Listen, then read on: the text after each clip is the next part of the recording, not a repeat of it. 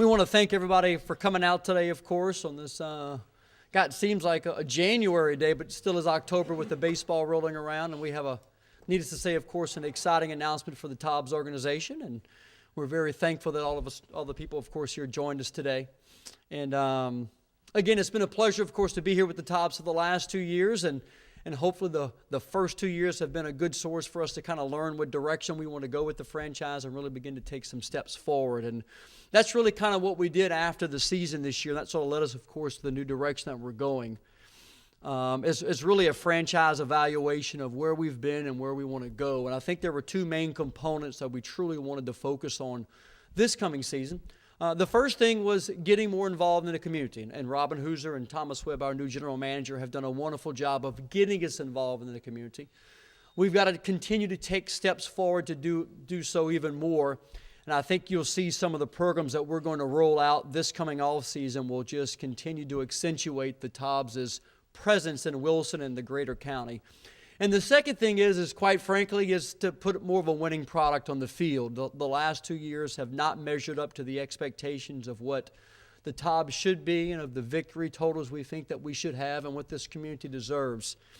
And that's really our focus, of course, in this offseason, is making sure that our fans understand and the people, of course, who are involved with us understand that we want to win championships here. We want to win division titles here.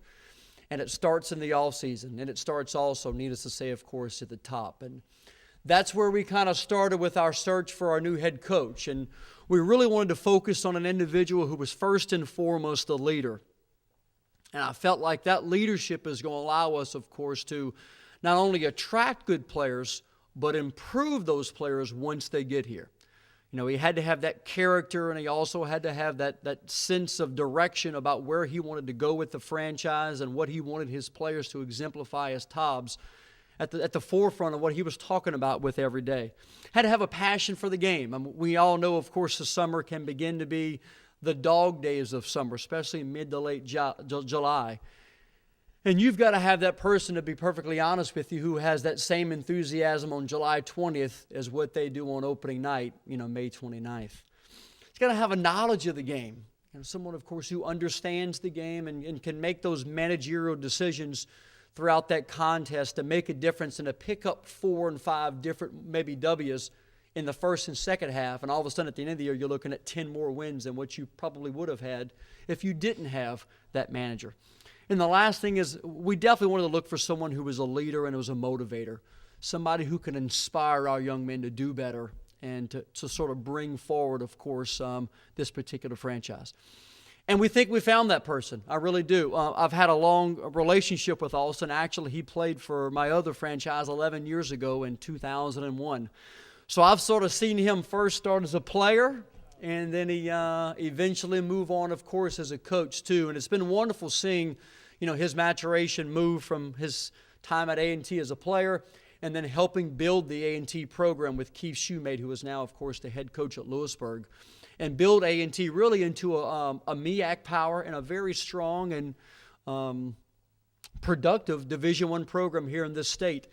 And Austin played a pivotal role in all of this at A&T. And that's why we're so excited, of course, to name Austin Love our 12th head coach with the Wilson TOBS.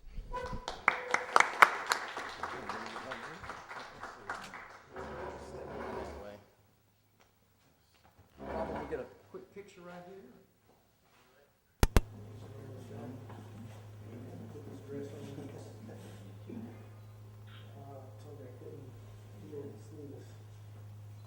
Yeah, but that just shows your biceps more since you're in such good shape, right?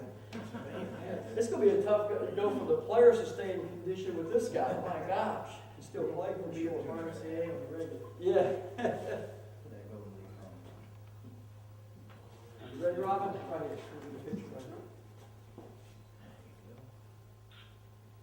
Thank you, Greg.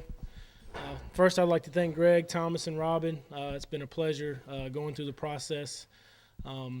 Also, I want to thank Greg. He could have said 2001 without saying 11 years ago. That's a big, long time ago. Doesn't seem like it's that long ago. I'm very excited to be the head coach here in Wilson. Again, thanks to Greg and thanks to all you being here for this day. It's kind of exciting for me. When Greg called me with the opportunity to be here, I was extremely excited. One, because of the direction that he mentioned that the organization is going in, not only winning, but the community involvement. Having played in the CPL and being here, you get a little bit of taste of the ballpark and the fans, and people don't realize how much as a player you do appreciate the fans and how they come out and how they treat their home team. So that was very, very exciting. And also he's given me an opportunity to be a head coach and play a major role in building a team and to lead it. Those are opportunities to me that I think are very, very big, not only for my career, but for the young men that I'll get to lead this summer. And that's the big honor in this, is that you get to lead young men, you get to help mold their lives, and you get to play a role for a small part of their life that could potentially lead to something bigger. Just a little bit about me, my coaching style. I'm a very high energy, very detailed. I don't miss a lot during the game.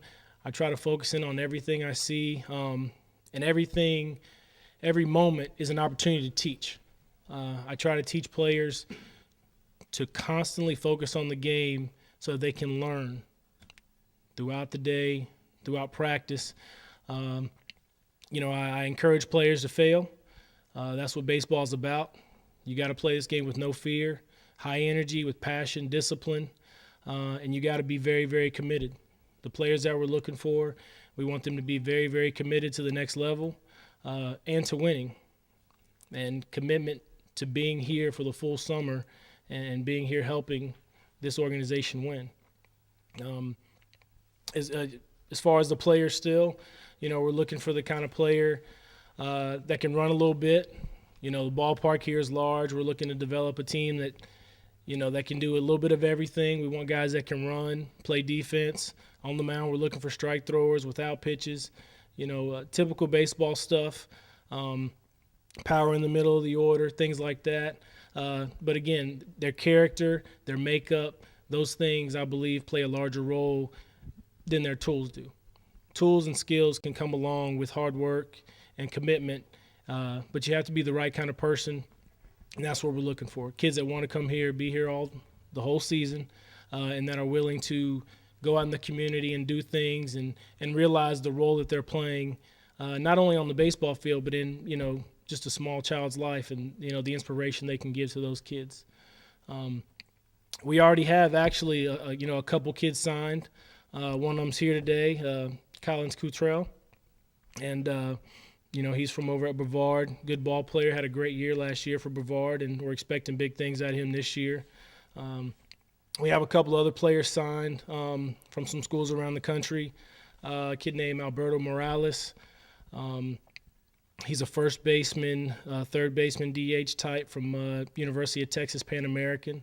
I think this past summer he hit around 321, 14 doubles, 3 or 4 home runs, but he was a high on-base percentage guy. I think his on-base percentage was around 450 or something like that. So he's not only driving in runs, but he's scoring some as well.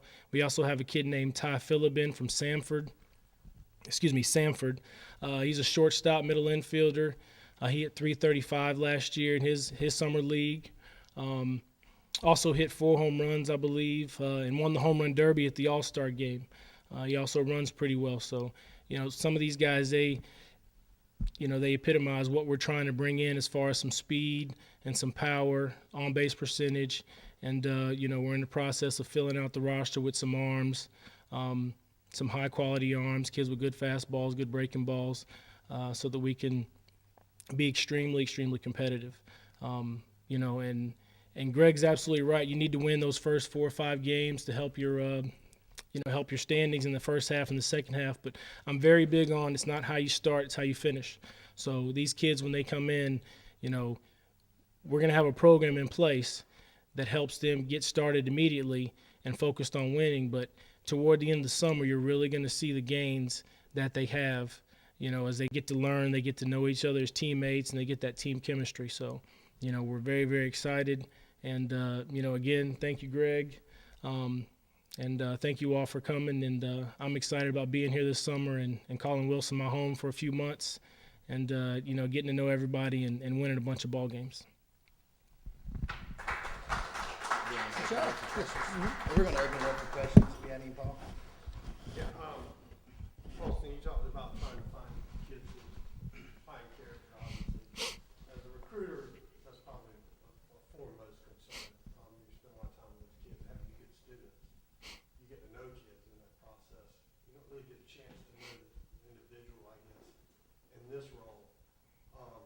You're kind of going on what other people tell you. I'm guessing, how do you hope to bridge that gap and delve into the individual and whether or not, as Greg has said in the past, well, people are going to stick around. That's kind of the main concern. People who are going to honor their commitment Well, to the contract and all that. Well, I think you got to do your research. You can't just ask their head coach or their high school coach. You need to speak with a couple more people. And I think my background here in North Carolina, for the kids that we will get in North Carolina, I know several of the coaches. My role as a coach at the Division I level has been a little more different than most men who take positions like this. So I've been very, very involved.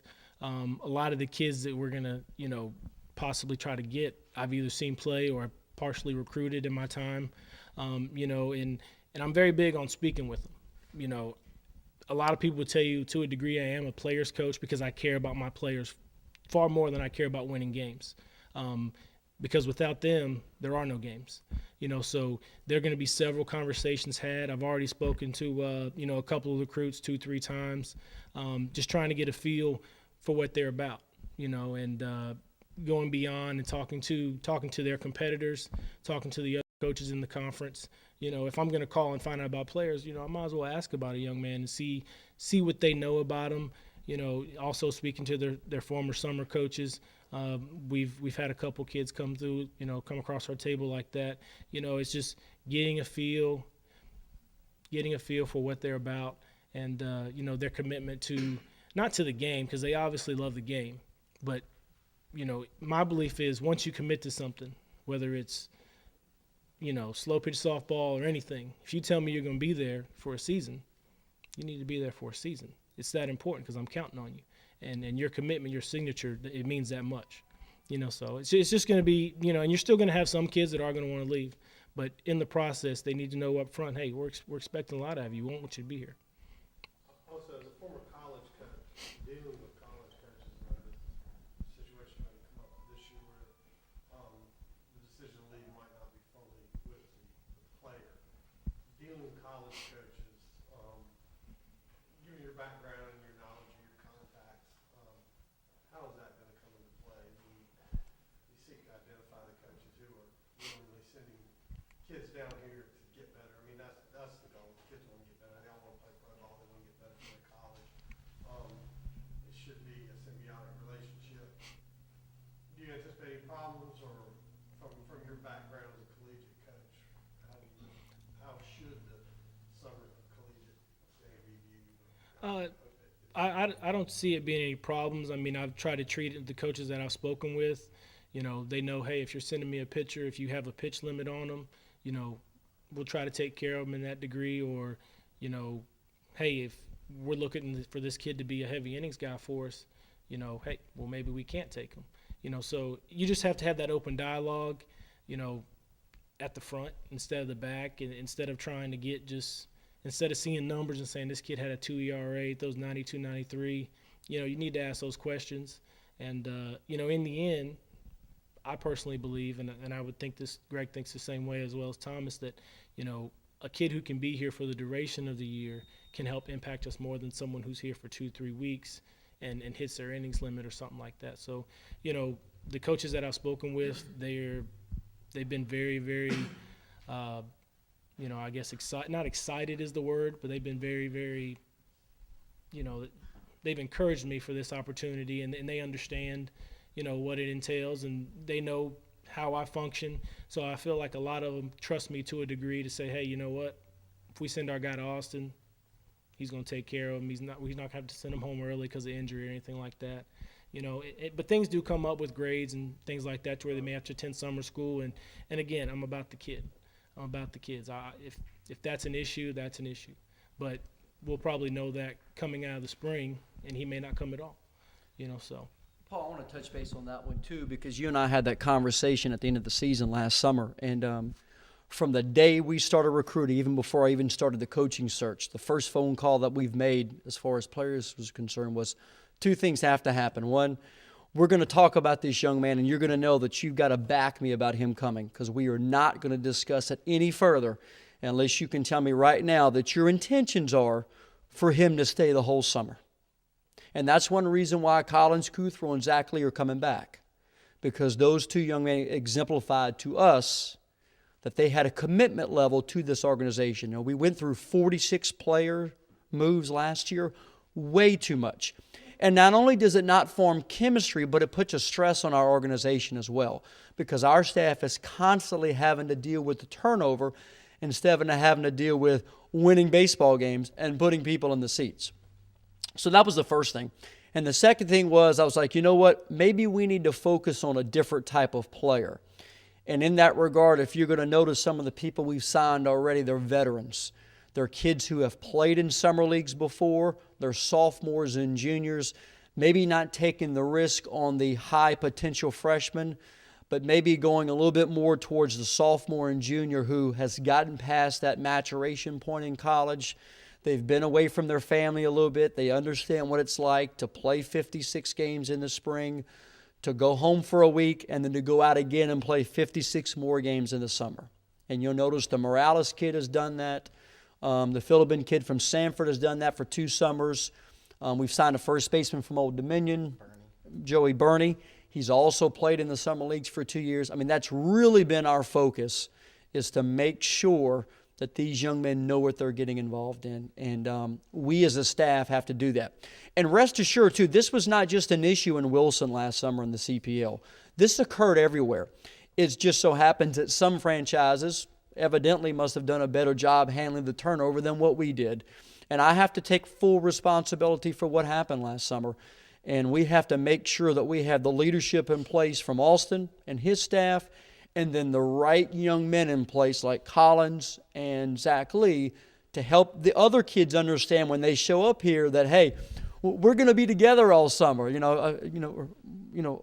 you just say you're only going to be here for 2 weeks? But that's not going to cut it, because we're not going to go there with those young men this year. That having been said, invariably there will be changes. Yes, That always happens in summer league. absolutely. I spoke with Thomas about this after the season too. It's a special challenge. It's hard enough signing kids, quality players during the season when you're 2 weeks into June and you got to come up with big guys because of grades or summer school, whatever. Yep. That's also a challenge. How are you going to, at that point you're not going to have time. You're going to be trying to figure out who your pitcher is that night and your lineup is. How much are you going to factor in, Austin, into that decision-making process for mid-season pickups? As much as I can without it taken from my daily duties. I think you need to have a good idea of who's not going to play this summer too. And sometimes getting your no's is more important than getting your yeses, where your no might be a better fit. And again, being in this area, being from not too far down the road in Winston, between Winston, Greensboro, Raleigh, I know of some schools that the kids they go home and they just work. A lot of kids that can play this game at a high level, because of certain circumstances, they don't try to stretch themselves out in the summer ball because they feel like the opportunity's not there or something like that. So we can find kids to fill in, but again, we're not trying to find kids to fill in. We're trying to find kids that can help us win and be along for the stay. So again, I would have to defer those duties, to Thomas and with whatever Greg can help with. But, I can stay up late too and do some research and make some calls and see what's available as well. One thing the league has done, I was going to mention this too, and we voted on this last year at the All-Star game here in Wilson, is I really felt like there were young men in the fall that we passed on, that we felt maybe could help us, but our max number on the roster was capped at 27. Well, this year they've given us the flexibility of the Division I schools, so we can actually sign 30 kids, but when Austin brings out the roster card before the game, he only can list 27 kids.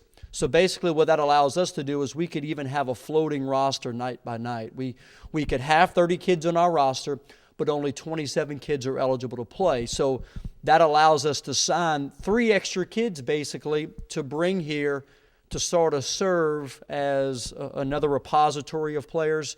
So, if we have 3 kids you leave, we're not, trying to find 3 other kids.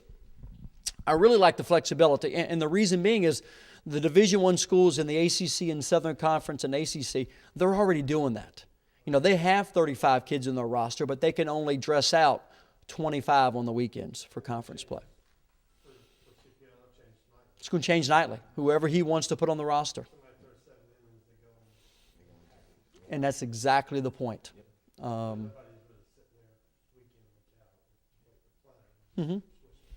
Well, and the other thing, too, is, again, when we're recruiting kids in the fall and even early in the winter, we won't pass because, we're like, well, we've already got 31 kids signed, and we're not going to pass on those kids now.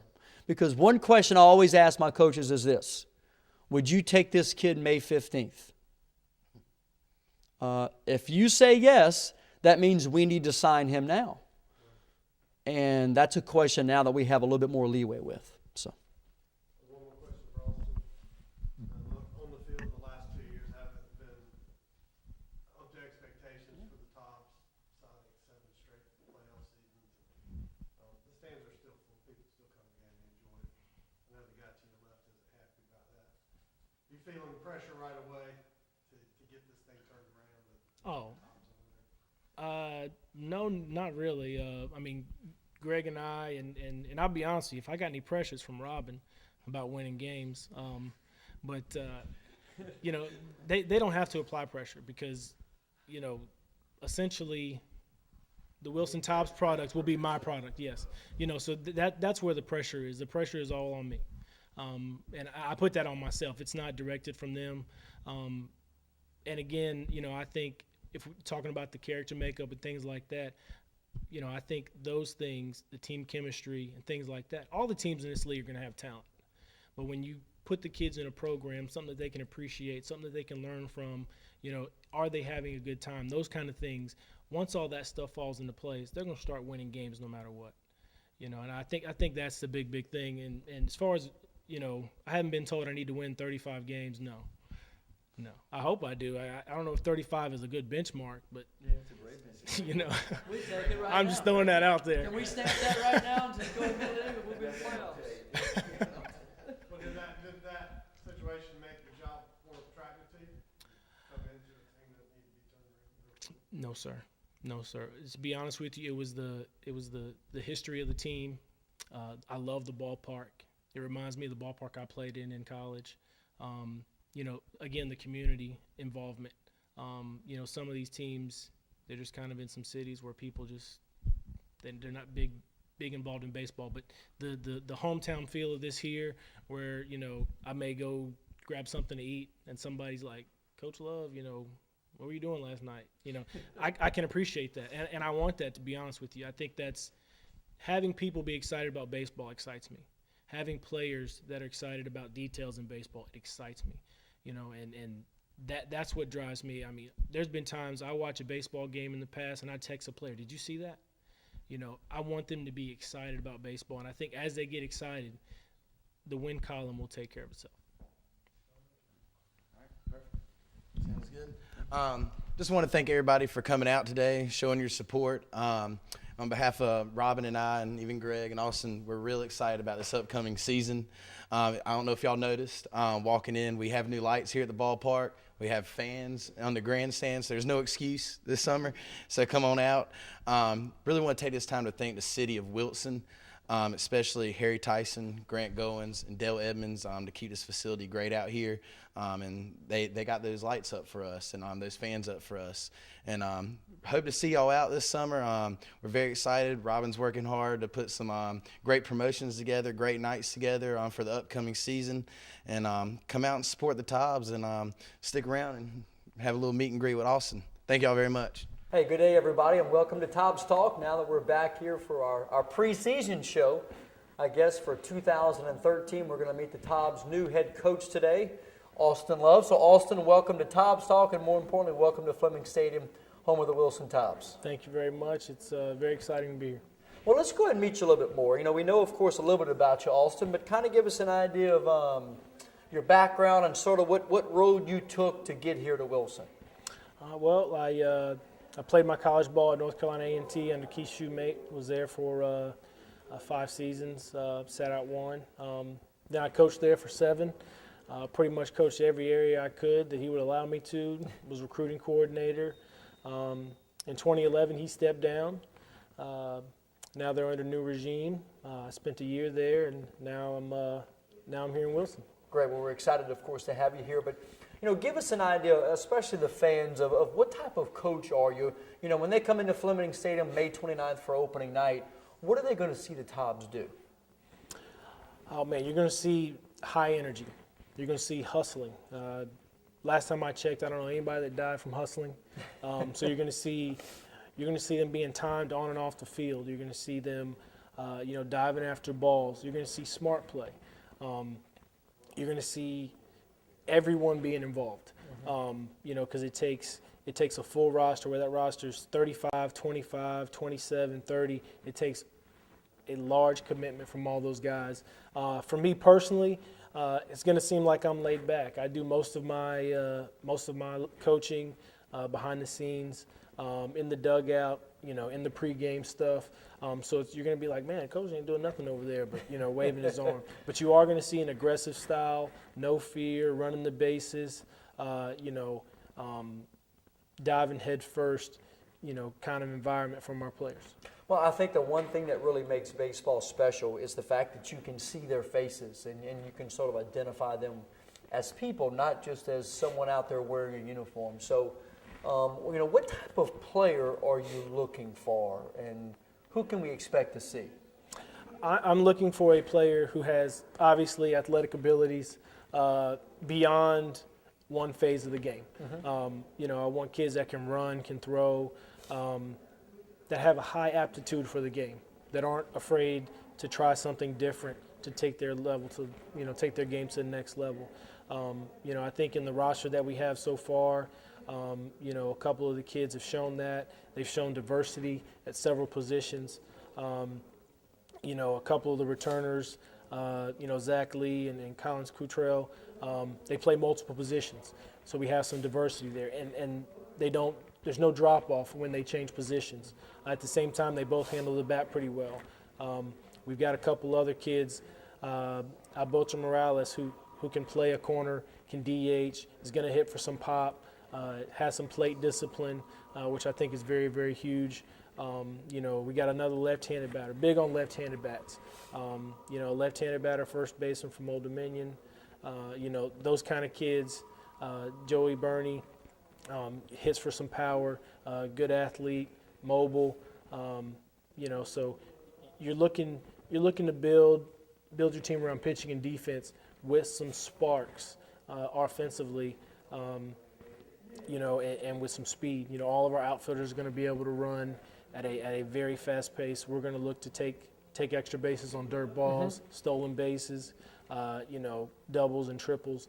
And we've got some stuff we're going to put in place to give these kids an extra edge, so that they can take advantage of those opportunities. Now, you have a 7-year history as an assistant coach in Division I, so how can those recruiting relationships that you have already formed throughout your collegiate coaching career help the TOBS?